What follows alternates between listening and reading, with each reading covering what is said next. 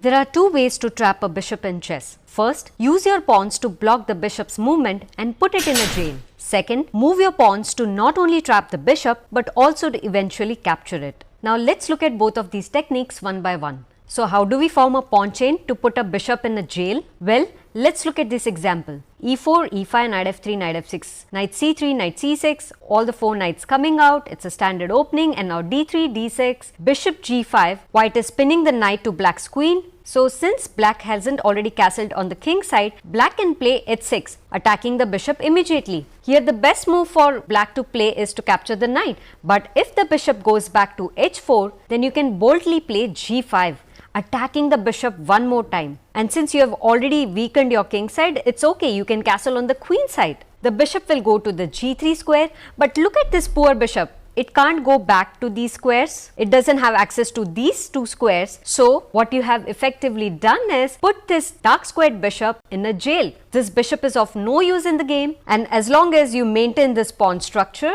this bishop will remain a useless piece in the entire game. Now if white wants to really make this bishop active, then first he will have to move his knight, then push this pawn over here or here, and then get this bishop over here, but that's going to take a lot of moves, and white surely won't get such huge amount of time in the game. There is a very beautiful game played by Capablanca demonstrating this strong concept of putting the bishop in a jail, which we are soon about to see in a couple of minutes. Now let's head on to the second technique. Let's see how to push pawns in order to trap and capture a bishop. So e4, e5, knight f3, knight c6, bishop b5. Black attacks the bishop and the bishop moves to the a4 square. d6 by black, d4 by white. White's intention is to play d5 in order to attack the pin piece over here. So black responds with b5, attacks the bishop. Bishop moves to b3, and now knight takes pawn, knight takes knight, and pawn takes knight, and until here the game is fine. But if white gets greedy and captures this pawn over here with his queen, then he is gone, because now no one can save this bishop over here. How? Black can immediately start attacking with c5. Black is not only attacking the queen but is also threatening to play c4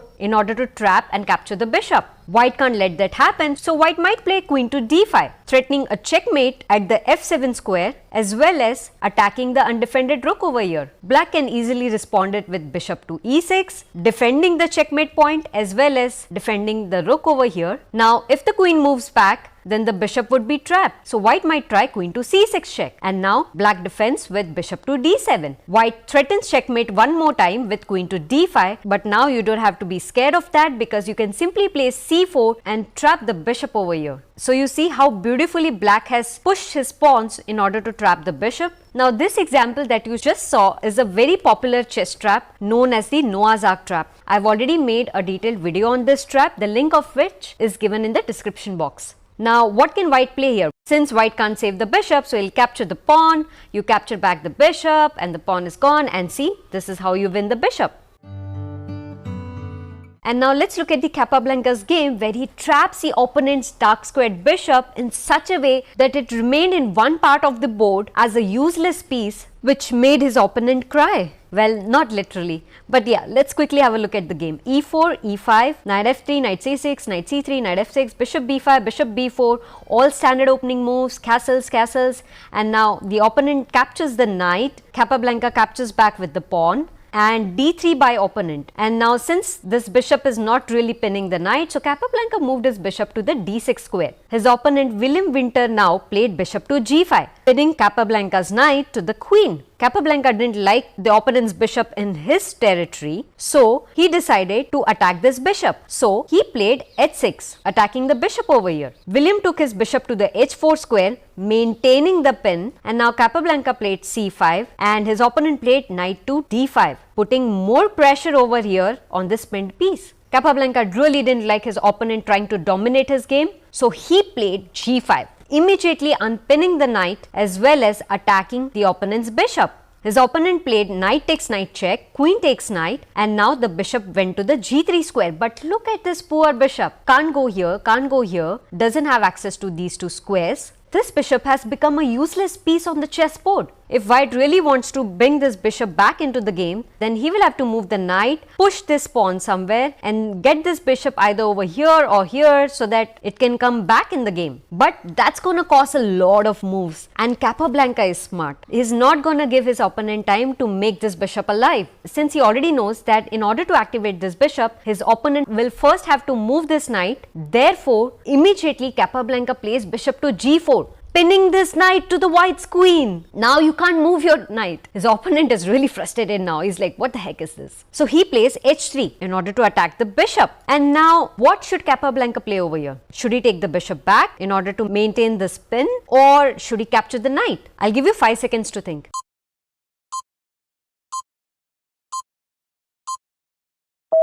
Well, if you take your bishop back to h5, then this bishop will go back over here and this pawn is coming to attack your bishop. Then you will have to move your bishop over here, and ultimately your light squared bishop would be dead. Like, seriously. So Capablanca didn't really want to make his bishop die. So he played bishop takes knight, queen takes bishop, and now in order to make his opponent's life more difficult, Capablanca captured the queen. What's the idea? Because after this capture, his opponent will have to capture back with the pawn, obviously. But now, in order to make this bishop live again, first he has to move the pawn, then this pawn, then the bishop will come over here and then maybe over here. It's gonna take 4 moves. And you're playing against Capablanca. What do you think? He's not gonna give you a single move to fix your ruined position. Capablanca now played f6, a very good move. He's just strengthening the pawns over here, which are doing a very good job of controlling these 2 squares. His opponent played king to g2 and now a5. Why a5? Because Capablanca is like, this bishop is useless, he cannot get into the game. So let me just start a queenside attack with all my pawns and 3 of my pieces. And guess what? Who will be defending the queenside? Just these 2 rooks. So 2 rooks against 3 pieces? Well, white is definitely gonna lose the queenside. So that is why a5 is such a good move. William immediately sensed the danger. He knew that he cannot defend just with 2 rooks against these 3 pieces. So he played a4 in order to stop any queenside counter activity. King to f7 by Capablanca, rook h1, king e6. Capablanca is like, there's nothing that you can do on the king side. I'm not afraid. So let me just activate my king and bring it to a better place where it controls some really good squares. h4 by the opponent is trying to get rid of this pawn which is controlling these 2 important squares. And what did Capablanca play over here? Did he capture the pawn or did he play something else? I'll give you 5 seconds to think.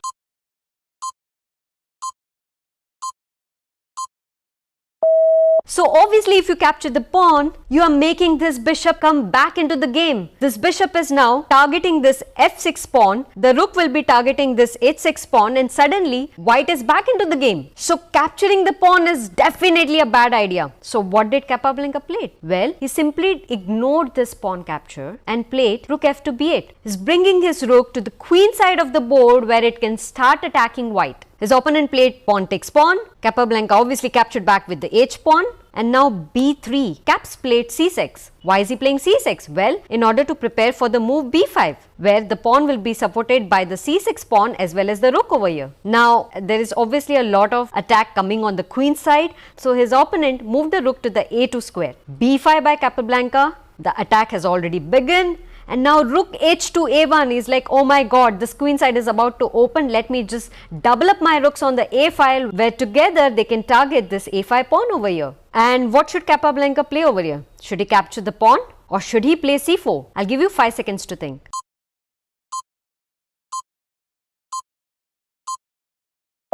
Well, if you capture the pawn, then that isn't a good idea because white will capture back with his rook and suddenly white is now putting tremendous pressure on this pawn. So when you are attacking, you don't want to play any single move which gives chance to your opponent to do some counter activity. So what did Capablanca play? Obviously c4, trying to dismantle, trying to disrupt this good pawn structure that white has formed. His opponent played a takes b5 and now Capablanca didn't capture back this pawn but instead said, I know you are attacking my pawn, fine. You attack my pawn, guess what? I'm going to attack your rook over here. So opponent was obviously forced to capture this pawn first. So c takes b3 and now rook takes b5 not only attacks the pawn but also defends the a5 pawn over here. Also, white's pawn structure, which was so strong once upon a time, has now been broken. White has now two weaknesses and his bishop is still sleeping in this little jail that Capablanca has created for him. And white's position looks doomed over here. His opponent played rook to a4 and Capablanca grabbed the b3 pawn, attacking another weak pawn over here. So white played d4 and here is the key moment. What should Capablanca played over here? This pawn is attacking this pawn. So should he capture back the pawn or should he play something else? I'll give you 5 seconds to think.